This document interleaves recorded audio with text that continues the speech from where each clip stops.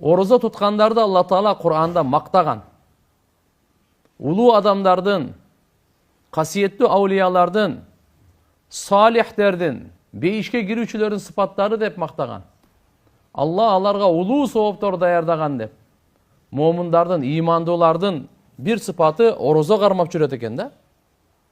Бул имандуулардын бир сыпаты орозо кармап жүрөт экен. Кур'анда Алла Субханаху ва Таала мындай дейт: "Вас-саимина вас-саимат". Ороза туткан эркектер жана ороза туткан аялдар дейт. Экөөнү тең мактап атат. Ороза туткан эркектер жана ороза туткан аялдар деп. "Вал-хафизина фуружахум вал-хафизат". Уяттуу жерин сактаган эркектер, арамдан, зынадан уяттуу жерин сактаган эркектер жана уяттуу жерин сактаган аялдар. "Ва-дакирин Аллаха касира ва-дакират". Алланы көп эстеген эркектер жана Алла Тааланы көп эстеген аялдар. "А'аддаллаху лахум магфирата ва ажран азима".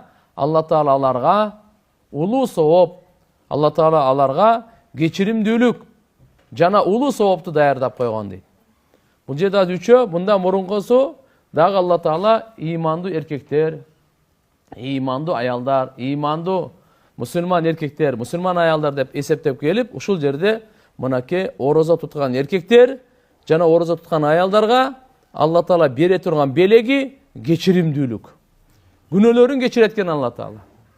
Бул улуу Алла Тааланын белеги. Бенденин күнөөсү кечирилсе, Алла Тааланын бул улуу белеги, бу дүйнөнүн бактысы ушул. Жана Алла Субхана ва Таала ажрун азим.